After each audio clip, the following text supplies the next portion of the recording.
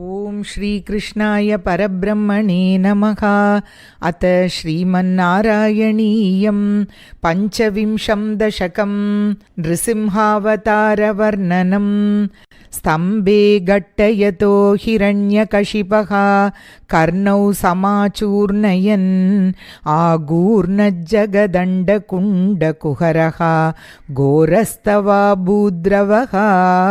श्रुत्वायं किल दैत्यराजहृदये पूर्वं कदाप्यश्रुतं कम्पः कश्चन सम्पपात चलितोऽप्यम्बोजभूर्विष्टरात्।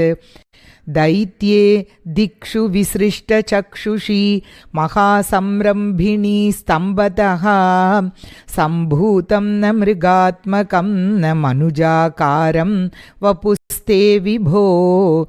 किं किं भीषणमेतदद्भुतमिति व्युद्भ्रान्तचित्ते सुरे विस्फूर्जद्धवलोग्ररोम विकसद् वर्ष्मा समाजृम्भताः।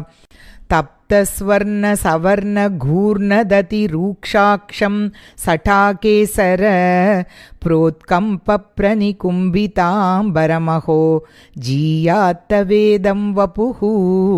व्याप्तव्याप्तमहादरी सकमुखं खड्गोग्रवल्गन्महा जिह्वा निर्गमदृश्यमान सुमहादंष्ट्रायुगोड्डामरम्।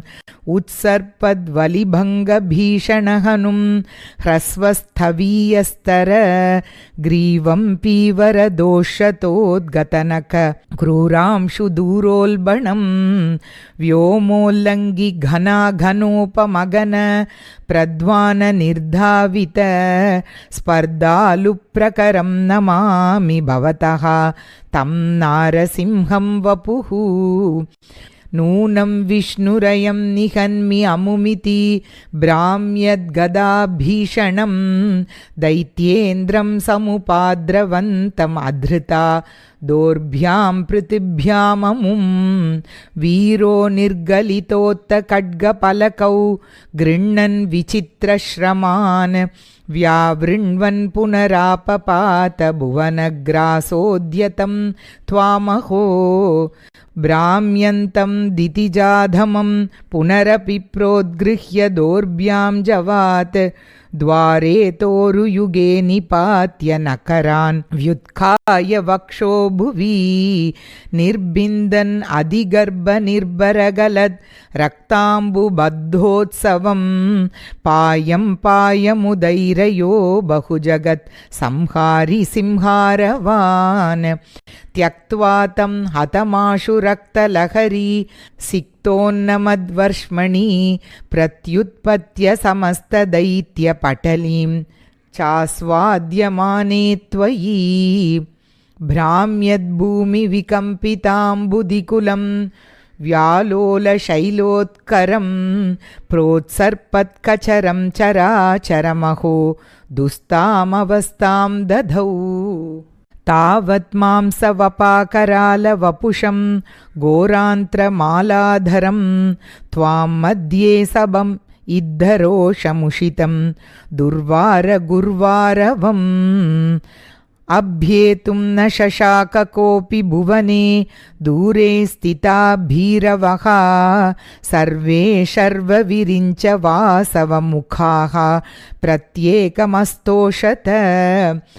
भूयोऽप्यक्षत रोषधाम्नि भवति ब्रह्माज्ञया बालके प्रह्लादे पदयोर्नमत्यपभये कारुण्यभाराकुलः।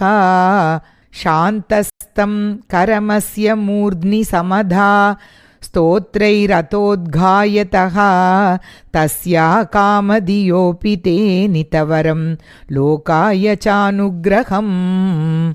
एवं नाटितरौद्रचेष्टितविभो श्रीतापनीयाभिध श्रुत्यन्तस्फुटगीतसर्वमहिमन् अत्यन्तशुद्धाकृते। तत्तादृङ् निखिलोत्तरं पुनरहो कस्त्वां परोलङ्घयेत् प्रह्लादप्रिय हेमरुत्पुरपते सर्वामयात् पाहि माम्।